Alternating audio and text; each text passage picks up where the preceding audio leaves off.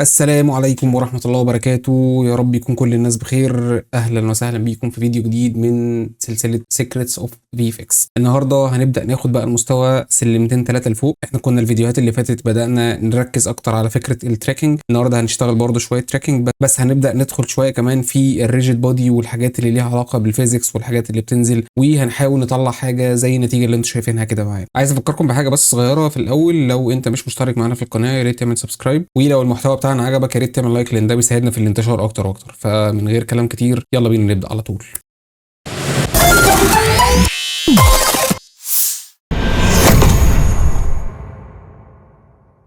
طيب دي الفوتج اللي هتكون معانا النهارده اللي هنبدا نشتغل فيها. انا في دماغي كده ان احنا ممكن نعمل فكره ان في بوكس ممكن يكون موجود هنا مثلا، والبوكس دوت يكون بينزل منه، بيتفتح وبينزل منه بوكسات تانية. عارفين البوكس اللي هو بتاع الشوز الجديد دوت؟ فالبوكس ده يبدا ينزل منه بوكسات تانية كتير، وبعد كده نلاقي في شوز مثلا دخل هنا يبدا يخش معانا في الكادر. فوتج فيها حركه بسيطه، فان شاء الله مش هيكون في مشاكل كتير في التراكنج. يعني تعال نشوف كده مع بعض. ممكن في مناطق كتير هنا ممكن نعرف نمسك فيها، نحط التراكرز بتاعتنا. تعال نشوف بقى لو احنا هنخش شويه في جزئيه الريجيد بودي والحاجات اللي ليها علاقه بالسيميوليشن ممكن نعملها ازاي. طيب يلا بينا نبدا باول خطوه. زي ما اتعودنا بقى قبل كده، احنا اول حاجه بنحول الفيديو بتاعنا دوت لسيكونس صور. فهنخش على الفيديو اديتنج وبعد كده ندوس شيفت ايه، نختار مكان الفيديو بتاعنا، هيبدا ينزل معانا بالشكل ده. اول حاجات بقى لازم نظبطها معانا هي الريزوليوشن بتاعنا. هنا 2160 في 3840، والفريم ريت بتاعنا هنا 30. تمام مظبوط. الفوتج طبعا مش نازله في المحيط بتاع الصوره كله، فنيجي هنا في الترانسفورم هنعمل السكيل ده 1 عشان تبدا تنزل معانا في محيط الصوره كله. هنبدا نيجي هنا على الكالر مانجمنت نتاكد ان هي تبقى ستاندرد، وكده يبقى احنا تمام التمام كله زي الفل. نبدا ان احنا نخلي السين فريم دوت نخليه على قد الفوتج بتاعتنا بالظبط. يعني هي تقريبا هتبقى 220 فريم. انا مختار فوتج طبعا ما تبقاش كبير عشان خاطر وانت بتبدا تشتغل ما يبقاش الفوتج بتاعتك او المساحه بتاعت الفوتج كبيره فتبدا تخلصها. بعد كده نبدا نختار المكان بتاع الاوتبوت بتاعنا. هنا في الداونلود في الفوتج هنعمل فولدر ونسميه سيكونس، وكل فريم هيبدا بكلمه فريم واندرسكور ونقول له اكسبت. هنا احنا محتاجين الكلر يبقى RGB، مش محتاجين RGB ايه عشان الالفا. الكلر ديبس هيبقى 16 واحنا كده تمام التمام. وهنبدا هنا نيجي نقول له ريندر انيميشن. هيبدا يخرج الفيديو بتاعنا صور زي ما احنا شايفين كده، وبيبدا ان هو يعمل اكسبورت للفوتج بتاعتنا. طيب احنا كده خلي بالك احنا هنشتغل على الريزوليوشن دوت. لو انت الجهاز عندك ممكن يكون فيه مشكله ويبقى تقيل شويه، ممكن تخلي هنا البرسنتج دي تبقى 50%، فهو هيقسم الريزوليوشن دوت على 2 فيدي لك مثلا هنا 1080 في 1920. دي ممكن تساعد شويه للناس اللي ممكن يكون الجهاز عندهم امكانياته مش احسن حاجه او مش قوي كفايه ان هو يستحمل فوتج بالحجم دوت. فخلينا نقللها ونشتغل على الريزوليوشن الاقل. طبعا انت لو جهازك يستحمل ممكن تشتغل على الريزوليوشن الاعلى مفيش مشكله. وبس كده يبقى هو خلص معانا الاكسبورت بتاع الفوتجز. نقفل بقى خلاص الفايل ده احنا مش محتاجينه، ودول الفريمز بتاعتنا اللي احنا قسمناها. نبدا ندخل بقى على مرحله التراكنج. هنفتح فايل بلندر جديد هيبقى كده، هنيجي من هنا نختار VFX موشن تراكنج. هنختار المكان بتاع الفوتج بتاعتنا، هندوس على اول فريم، بعد كده ندوس على حرف الاي عشان يعمل لنا اوبن للكليب بتاعنا او الفريمز بقى. طبعا بقى زي ما اتفقنا في شويه حاجات بنظبطها في الاول. اول حاجه بنيجي هنا عند الريزوليوشن نخليه 1080 في 1920. الفريم ريت بتاعنا كان 30، والكالر مانجمنت نتاكد ان هو يبقى هنا ستاندرد عشان خاطر ما يلعبش في الوان الصوره. نقول له سيت سين تو فريم عشان يبقى 100 عشان يخلي لنا الفريمات هنا 220 بدل ما كانت 250. ريفيتش عشان خاطر يعمل ريلود كده او يعمل كاش للفوتج كلها معانا، ويبقى احنا كده جاهزين ان احنا نبدا في التراكنج. طيب تعال نبص كده على الحركه بتاعتنا هنا. الحركه بتاعتنا هنا فيها يعني ستريت فور، انه بيمشي قدام شويه وبعد كده بيبدا انه الكاميرا تلف في سنه صغيره وبعد كده بتبدا تطلع لفوق. فعندنا كده في لوكيشن وروتيشن وممكن كمان السكيل. يعني انا تقريبا بنسبه كبيره في الموشن موديل في اغلب الشوتات اللي انا بشتغلها بشتغل باللوكيشن والروتيشن والسكيل. دي بتديني نتائج على طول بتبقى كويسه. خليني اقلل بس المساحه دي هنا شويه عشان نبقى احنا شايفين كل حاجه وصورتي ما تبقاش. انا على طول الماتش هنا بستخدمها في البريفيوس فريم وبعمل نورماليز عشان خاطر لو في اي حاجه عدت على التراكرز بتاعتنا ما تاثرش عليها. الكورليشن هنا بخليها على طول 0.9 عشان خاطر يبقى متاكد بنسبه 90% من اللوكيشنز او التراكرز اللي هو يبدا يشتغل عليها. هنبدا بقى على اول فريم خالص. نيجي على اول فريم خالص كده وهنبدا نقول له ديتكت للفيتشرز اللي موجوده اللي انت شايف ان هي ممكن تكون موجوده. عايزين نزودها شويه فهنفتح البوكس اللي موجود هنا كده، ومن الديستنس دي ممكن نقللها شويه نخليها 80. ولو حبيت تزود اكتر ممكن تيجي على الثريشولد دي مثلا وتخليها 0.2 هيبدا يزود معاك في التراكرز. اعتقد دول ممكن يكونوا كفايه. وبعد كده هبدا بقى عشان اعمل تراك فورورد، فهدوس كنترول تي او اجي من الزرار هنا دوت وادوس تراك، فهيبدا يعمل تراكنج معانا كده. طبعا في نقط كتير في الاول باظت، مفيش مشكله، خلاص هو مسك هنا في الاخر. ممكن في الاخر نروح دايسين ديتكت فيتشرز تاني ونبدا بقى نعمل تراك باكورد، فهندوس كنترول شيفت تي، عمل معانا تراك باكورد كده بالشكل ده. ممكن برضو نيجي عند نص الفريمات اللي هنا اللي هو هيبقى 110، نيجي على فريم 110 وندوس ديتكت فيتشرز تاني كنترول تي عشان يبدا ان هو يعمل التراكنج معانا للنقط دي. كده احنا عملنا له تراك فورورد، هنيجي على 110 تاني من غير ما ندوس على اي حاجه وندوس كنترول شيفت تي عشان يعمل تراك باكورد بقى للنقط دي، يعمل لها تراكنج للعكس لورا بالشكل ده. كده احنا عملنا تراكنج لنقط كتير. طبعا في نقط بقى معانا هنا في الجراف اديتور دي، بص هتلاقيها فيها مشاكل كده، فدي كده تراكرز بايظه فيها مشاكل، فممكن ان احنا نيجي هنا ونعمل لها ديليت على طول من على الكيبورد عشان دي هتضايقنا في السولف بتاعنا. فممكن نساعد السولف كده في الاول ان احنا نمسح التراكرز اللي فيها مشاكل كتير دي. مشاكل التراكرز اللي تلاقيها طالعه فوق قوي دي معناها ان هي فيها مشاكل، فممكن نمسحهم كده. وليكن مثلا ممكن نكتفي بهذا القدر. وبعد كده نبدا ندخل على المرحله الثانيه بقى، مرحله السولف. انا عايزه يعمل ريفاين للفوكال لينس وريفاين للاوبتيكال وريفاين للريد. طيب الاي والبي الكي فريم هنا زي ما اتفقنا دي بنحدد فيها ايه هي اكتر منطقه فيها بارالكس جامد في الكاميرا بتاعتي. فانا عندي هنا ممكن نقول من اول مثلا فريم 70 لحد فريم 210 مثلا، دي كان فيها حاجات كتير، فممكن نقول من 70 لحد 210. وبعد كده نبدا نقول له سولف كاميرا ونشوف كده السولف اللي هيطلع معانا في الاول. طيب السولف اللي طلع معانا في الاول هنا اهو 0.66. زي ما اتفقنا احنا بنحاول نوصل لمثلا ل 0.35 او 0.30. كل ما الرقم بتاعنا بيقل كل ما كان السولف بتاعنا شكله احسن والثبات بتاع الفوتج نفسها كان اكتر. فعشان نعالج الموضوع ده شويه ممكن نيجي من هنا من الكلين وندوس على كلين تراكرز، نيجي كده شويه هنبدا نعلي في الريبروجكشن دي عشان يبدا ياخد التراكرز اللي فيها مشاكل عاليه شويه، وليكن مثلا كده. وهنيجي ندوس على الاكس من الكيبورد ديليت، بعد كده نعمل سولف كاميرا تاني بقت 0.33. ممكن نعالج تاني برضو، ممكن نعمل كده تاني ناخد النقط اللي ممكن تكون فيها مشاكل شويه، نعمل سولف للكاميرا تاني بقت 0.2. دي فاليو هايله جدا عشان خاطر نبدا نشتغل عليها. خلاص كده احنا زي الفل. فهنبدا نيجي من هنا كده ندوس على سيت از باك جراوند وندوس على سيت اب تراكنج سين من هنا، فهيبدا يحط لنا السين بتاعنا فوق زي ما احنا شايفين. طيب هنيجي بقى كده بقى احنا محتاجين نختار النقطه بتاعه الاوريجن بتاعتنا اللي هي نقطه السنتر بتاعه البروجكت. هنيجي هنا مثلا تعالى نقول ان نقطه السنتر بتاعتنا هتبقى وليكن النقطه دي، هنختار ان هي دي وهنقول له من هنا ان هي سيت اوريجن. فكده خلينا نقطه السين بتاعتنا تبقى هي دي، والاكس اكسس بتاعتنا اللي هو المحور بتاع الاكس ممكن نختار النقطه دي ونقول له ده هيبقى الاكس اكسس. لو واخد بالك بص هو عدل لك الاكس اكسس دي شويه. طيب الفلور الارض بقى عايزين نحدد له الارض، فهنختار اي 3 نقط من اللي ماسكين الارض وليكن مثلا دول كده، وهنقول له ان هي دي الفلور بتاعتنا. فهيبدا يحط لنا الكيوب كده بدا ان هو يتعدل، المشهد نفسه بدا يتعدل. طيب في حاجه كمان بقى هنا عايزين نظبطها الا وهي السكيل بتاع البروجكت بتاعنا. احنا محتاجين نقول له البروجكت ده كبير ولا صغير، ايه المساحات اللي ممكن تكون موجوده فيه، لانه الحته بتاعت السكيل دي بتفرق كتير قوي لما بتيجي تحط العناصر في المشهد. لو العناصر بتاعتك لو انت بتشتغل حاجه بقى بتعمل حاجه رياليستيك عالي وعايز تتاكد ان العناصر بتاعتك الاحجام اللي انت بتحطها ما تقعدش تراجع عليها كل شويه، فلازم السين سكيل بتاعك الاولاني خالص يبقى مظبوط. فيعني مثلا لو افترضنا انه الطول بتاع الانسان الطبيعي مثلا متر 80، فتعالى نصغر، تعالى نطلع الكيوب ده لفوق. تعالى ندوس على التاب في الكيبورد دوس جي زد عشان نطلع الكيوب ده فوق كده، وهنفتح من هنا الان. ده الكيوب ده الابعاد بتاعته 2 متر في 2 متر في 2 متر، فخلينا نخلي ده مثلا يبقى 0.2 وده 0.2 والزد اللي هو الارتفاع بتاعنا هيبقى متر و80. اوكي وتعالى ناخد بقى العمود ده، هنخفي الارض بس من هنا دلوقتي مش محتاج هنا. تعالى ناخد العمود ده ونبدا ان احنا نرحله شويه كده لغايه اما يجي جنب الست دي. واخد بالك بص البعد بتاع العمود ده قد ايه، يعني ده المفروض متر 80، المفروض ان هو يكون قريب شويه من طول الست دي. طيب عشان نعالج بقى المنطقه دي المفروض بنعمل ايه؟ بنختار نقطتين في السين بتاعنا او في المشهد بتاعنا وبنبدا نقول له الديستنس ما بين الاثنين دول قد ايه. فتعالى مثلا كده لو مسكنا النقطتين دول، النقطه دي والنقطه دي، وقلنا له ان المسافه ما بين الاثنين دول مثلا 30 سم، فعملنا 0.3 اوكي وقلنا له سيت سكيل ابلاي سكيل. فواخد بالك بص ايه اللي حصل، الكيوب نفسه تحس انه صغر بس هو الكيوب ما صغرش، هو السكيل نفسه بتاع البروجكت نفسه هو اللي صغر. فزي ما اتفقنا العمود ده متر و80، فلو احنا جينا رحلناه كده مثلا جنب الست دي واخد بالك هو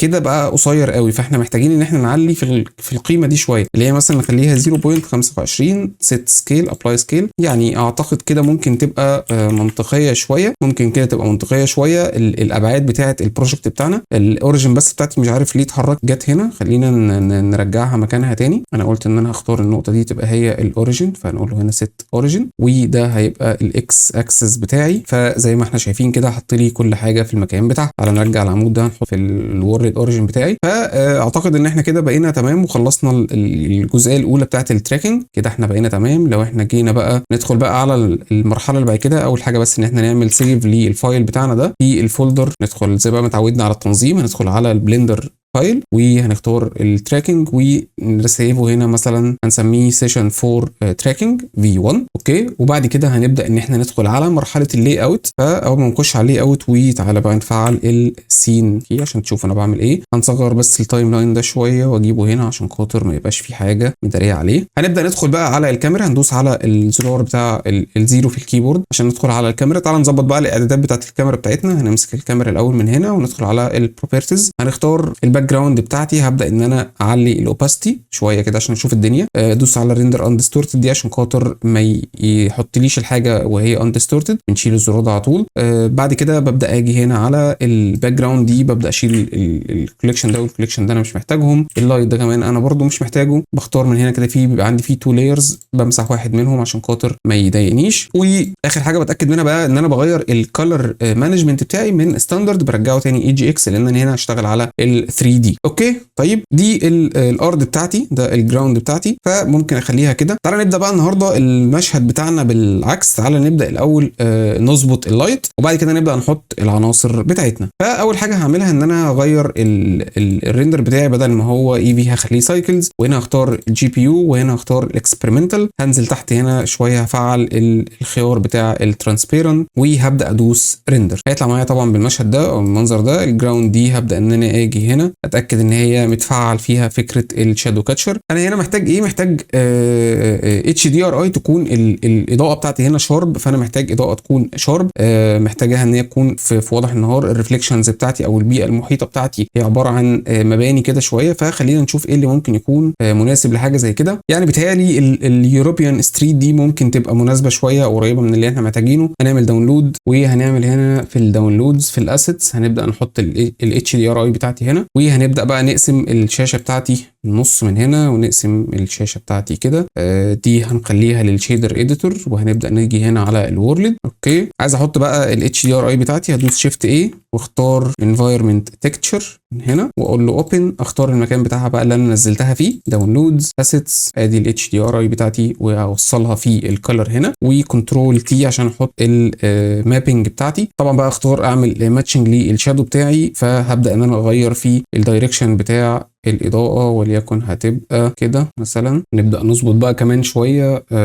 يعني أعتقد إن هي محتاجة تبقى كده شوية، بس لو واخدين بالنا بقى، بص الشادو بتاع الست هنا تحتها على طول، مش طويل قوي كده زي كده. فممكن بقى نقعد نعمل تويكينج شوية كده. يعني أعتقد كده ممكن تبقى أقرب حاجة للي إحنا محتاجين. تعالى بقى نبني الاستراكشر بتاع المشهد بتاعنا ده. إحنا عندنا فيه أرض وفي حيطة أو في اللي هو المبنى ده. فأدي الأرض بتاعتنا أهي. ممكن إن إحنا نفعل نحط من هنا كده، نشغل الموف عشان خاطر بحب نستخدم دي، ونكبرها في محور الاكس شويه بالمنظر ده وليكن كده. اوكي طيب، تعالى بقى ناخد كوبي منها شيفت دي ونعمل لها روتيت على محور الاكس ار اكس 90 بالمنظر ده، وتعالى نطلعها فوق كده. هندوس على التاب من الكيبورد جي زد عشان نطلعها فوق كده. انا على طول بحب ان انا اخلي بصراحه الاوريجن بتاعتي تبقى هي تحت خالص في اي اوبجكت انا بستخدمه، عشان لما اجي اكبر او اصغر الاوبجكت بتاعي يبدا يكبر ويصغر لفوق وما يبداش ان هو ينزل في الارض يعني. فعشان اخلي كده، لو انا الاوريجن بتاعتي دي، تعالوا نفترض ان هي موجوده في نص الاوبجكت كده، وانا عايز اخليها تحت خالص، بدوس من الكيبورد على الكنترول والدوت اللي هو حرف الزين، فبيبدا ان هو لو واخد بالك بص البيفوت بوينت بتاعتي دي بتبدا يظهر لها اكسس زياده كده. بص لما تبدا تدوس عليها الكنترول والدوت تبدا يحصل كده. فلما بتيجي تغير هنا او تحرك انت هنا بتحرك كده الاوريجن بتاعتي تبدا تنزل لحد هنا، خليها تحت خالص وليكن مثلا هتبقى هنا. بعد كده تدوس على الكنترول والدوت تاني عشان تخرج بره الاوريجن بتاعتي. فلما باجي بقى اكبر او اصغر، تعالى ندوس على اس زد، بص اللي بيحصل هي بتكبر وبتصغر كلها لفوق، فانت نقطه الارتكاز بتاعتك تحت وبتبدا تصغر وتنزل لفوق، ما بتبداش ان هي تنزل تحت الارض. هي لو الاوريجن بتاعتي دي في النص، لو دوسنا هنا خليناها في النص ودوسنا اس زد، بص اللي بيحصل بتكبر وتصغر لتحت ولفوق، فدي بتبقى حاجه بصراحه بتضايقني انا يعني، فانا بحب اخليها كده على طول. طيب المكان بقى او الروتيشن بتاع المبنى بتاعي ده او المبنى المفروض ان هو هيبدا من اول هنا. تعالى بقى نكبرها نخليها لحد هنا كده شويه. حاسس ان هي محتاجه سنه روتيشن شويه، فندوس ار زد وليكن هتبقى كده يعني الى حد ما كده. اعتقد ان هي بقت مظبوطه عشان يبقى ده الالتقاء بتاع المبنى بتاعي مع الارض خلاص. وممكن بقى ان احنا نصغرها اس زد ونصغرها في الزد شويه عشان تبقى بس واخده المبنى بتاعي بالشكل ده. كده احنا يعتبر عملنا الاستراكشر بتاعنا، بس طبعا المبنى من هنا ده احنا مش هنخليه شادو كاتشر دلوقتي، هو كده بقى هو دي البلانه بتاعتي اوكي، ودي الارض. واضح ان هم مش عاملين كونكت مع بعض، بص في مسافه ما بينهم كده شويه، فهبدا اخد المبنى ده وابدا انزله تحت كده عشان يبقى عامل كونكت مع الارض بتاعتي، يبقى هما الاثنين لازقين في بعض اوكي. وهنسمي ده مثلا الوول ودي هتبقى الجراوند، ده الكيوب بتاعي عشان يبقى الدنيا منظمه. طيب هنبدا ندخل بقى على المرحله الثانيه بتاعتي. هنجيب الاسيتس بتاعتنا منين. تعالى بقى اعرفكم النهارده على ادون لذيذ كده وحلو، وده يعتبر هيكمل معانا بقى في باقي الكورس او باقي الفيديوهات اللي احنا هنعملها كلها. اعتقد ان اغلب الناس ممكن تكون عارفاه، وهو اسمه بلندر كيت. بلندر كيت هو ادون في منه نسخه بفلوس وفي منه نسخه فري، تبدا ان انت تنزله. وهو ببساطه هو في مليان ومن كل الحاجات اللي احنا بنستخدمها، من موديلز للماتيريالز للاتش دي ار ايز اللي احنا بننزلها لسينز جاهزه، كل حاجه. هو بصراحه يعني لا غنى عنه، مفيش حد ما بيستخدمش الادون دوت، لان هو استخداماته فوق الوصف يعني. ممكن تنزل النسخه الفري بتاعته وتستخدمها. النسخه المدفوعه بتاعته تقريبا ب$9 يعني حاجه رقم مش كبير، بس البينيفيتس اللي انت بتقدر تستخدمها بقى ان هنا بص النسخه الفري بيديك 15000 موديل، النسخه المدفوعه بتديك 42000 موديل، 17000 ماتيريال، 2000 سين، 3000 اتش دي ار اي، 3000 برش. بصراحه يعني هي قيمه مقابل سعر بصراحه كويسه جدا. طيب لو انت عايز تنزله وتنزله منين، بتيجي من هنا تدوس على داونلود بلندر كيت وتعمل هنا داونلود، تختار المكان بتاعه اللي انت هتعمل له سيف فيه. وهنا حتى هو بيبقى حاطط لك الطريقه بتاعت السيت اب بتاعه ان انت ازاي تسطب الادون. بتروح المكان اللي انت عامله فيه الداونلود وبتبدا ان انت تاخده دراج ودروب كده هنا. لو انت بتستخدم حاجه فوق الفيرجن بتاعك فوق ال 4.2 فتقدر ان انت تعمل له دراج ودروب على طول، وبيبدا ان هو خلاص بيتعمل له انستول، بيبدا ان هو يظهر معاك بالمنظر ده كده النسخه الفري بتاعته. تعال برضو نتعرف عليه كده بشكل سريع من اول هنا كده. انت لو وقفت هنا دي الاوبجكتس بتاعتك اللي انت ممكن تنزلها. ممكن تيجي هنا مثلا تكتب اي حاجه بقى، مثلا تكتب بوكس، يبدا يظهر لك حاجات كتير البوكسز وكده. طبعا الحاجات اللي عليها القفل دي اللي هي ما تقدرش تنزلها غير بالفلوس، فلو انت عايز الحاجات الفري هي اللي تظهر بتيجي هنا عند العلامه دي وبتختار فري فيرست عشان يبدا يظهر لك الحاجات الفري بس في الاول. بعد كده بتيجي هنا عند الماتيريال، لو انت محتاج بقى اي ماتيريال مثلا بلاستيك، ميتال، في ماتيريالز ضخمه جدا وكتيره جدا. تعالى مثلا نفترض ان انا عاوز استخدم الماتيريال دي مثلا، بقف على الاوبجكت بتاعي كده وبروح جاي دايس على الماتيريال دي، هي بيبدا يتعمل لها داونلود وبيتعمل لها ابلاي على طول على الموديل بتاعي. في سهوله اكتر من كده، الدنيا جميله جدا. بعد كده عندك هنا في سينز كامله بقى، هتلاقيها سينز كامله كلها متكامله فيها كل الحاجات اللي انت شايفها قدامك دي. تبدا تعمل برده سيرش زي ما انت عايز. هنا في برده اتش دي ار ايز ممكن تقدر ان انت تستخدمها على طول بدل ما تروح لبولي هيفن. ممكن تيجي من هنا وبرده زيها زي الماتيريال كده، انت بتدوس بس على واحده منهم فبتبدا ان هي تنزل معاك. فانا بصراحه بشوف ان هو قيمه مقابل سعر في حته الاوبجكتس بتاعتك دي. فانا انا مشتري اللايسنس بتاعته، فهعمل لوجن، هبدا اعمل كده. انا عملت لوجن للادون عشان خاطر ابدا انزل الحاجات اللي انا محتاجها. اوكي طيب تعالى بقى نبدا نحط الحاجات بتاعتنا احنا النهارده. احنا الوول بتاعنا ده هنرجعه تاني شادو كاتشر كده عشان مش عايزه يبان معايا قوي هنا. زي ما اتكلمنا بقى احنا محتاجين ايه هنا. اول حاجه محتاجين البوكس الاساسي بتاعنا اللي هو يكون البوكس الكبير اللي هنحطه هنا. فتعالى نقول تعالى نكتب هنا في بلندر كيت شوز بوكس عشان يبدا يجيب لنا الحاجات دي كده. فانا مثلا هستخدم البوكس ده، ادوس عليه هيبدا يتعمل داونلود للبوكس بتاعي. ممكن اجي من هنا اعلم عليه وادوس على الدوت في الكيبورد، فده البوكس بتاعي اهو. تعالى نجيبه هنا كده قدامنا عشان نشوفه. ده كده البوكس بتاعي. تعالى بقى نبدا نكبره شويه وليكن هيبقى بالمنظر ده. طبعا البوكس ده هنا كده هو كله حته واحده، انا عايز افصل الكفر بتاعه او الكاب بتاعه عشان لما اجي افتحه يبقى منفصل. فعشان اعمل الحاجه دي بدخل على الايديت مود، او ممكن اجي من هنا كده ادوس على الثلاثه، الزرار بتاع رقم 3 في الكيبورد، وابدا اجي هنا عايز احدد بقى كل الفيسز اللي قدامي دي. لو انا حددت كده فانا كده بحدد الفيسز اللي ظاهره بس كده، وما حددتش كل الفيسز اللي ورا. فعشان احددهم كلهم لازم اجي هنا على الاكس راي، واجي اقف هنا على الواير فريم، وببدا من هنا اجي اعلم على كل الفيسز اللي قدامي دي كده. واخدين بالكم هو كده بدا يعمل ايه؟ وكده عمل سيلكت بص لكل الفيسز اللي هو شايفها قدامه دي كده. ده جسم العلبه نفسه. عشان بقى افصله عن بعض او افصله عن الكاب بدوس على حرف البي في الكيبورد، بي فور بن، او بدوس كليك يمين من هنا واختار سيبريت، واختار سيبريت باي سيلكشن. كده هو عمل ايه؟ كده عمل لي ادي العلبه لوحدها اهي، وادي الكاب لوحده اهو.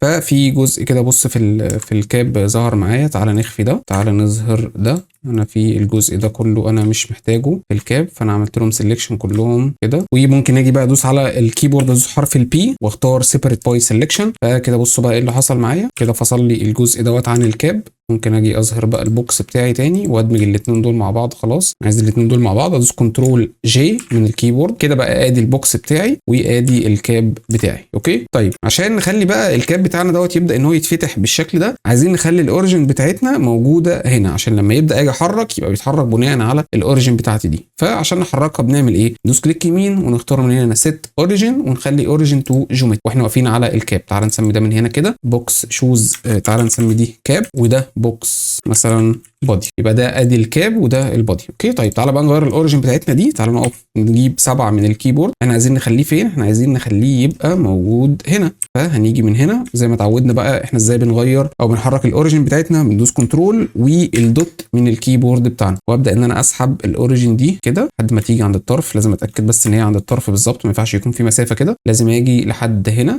مثلا. وبعد كده بدوس كنترول وعلى الدوت تاني كده انا خرجت بره الاوريجن بتاعتي. طيب تعالى نجرب بقى كده الحركه بتاعتنا. ار اكس مثلا، بص ايه اللي بيحصل كده. البوكس بيبدا ان هو يتفتح معايا، فلو اديته كي فريم هيبدا ان هو يتفتح معايا. تعالى بقى نحط البوكس بتاعنا دوت في المكان ده. احنا هنحدد الاثنين دول مع بعض كده، وهناخد مثلا ار اكس ماينس 90، وهنبدا بقى نحركه مثلا شويه كده وشويه كده، ونطلع ده لفوق مثلا، وليكن هيبقى هنا كده لحد ما نيجي هنا ونجيبه شويه بالمنظر ده. تعال نجرب بقى نلعب كده ونشوف هو ثابت في مكانه ولا لا. تمام هو ثابت في مكانه جدا، مفيش اي مشاكل. بس احنا محتاجين بقى نكبره عشان يداري على اليافطه والحاجات دي كلها. فهندوس اس ونكبر كده شويه. لو واخدين بالنا في هنا قطع كده شويه في البوكس ده، لان احنا كنا لافين الحيطه بتاعتنا شويه. فممكن نيجي من هنا ندوس ار زد ونغير او نحرك البوكس ده، نلفه شويه بالمنظر ده، نطلعه فوق شويه كده. دي كلها بقى تظبيطات ممكن ان انت تاخد بس شويه وقت فيها كده لغايه ما تلاقي نفسك انت خلاص ظبطتها. وبقى ده الشكل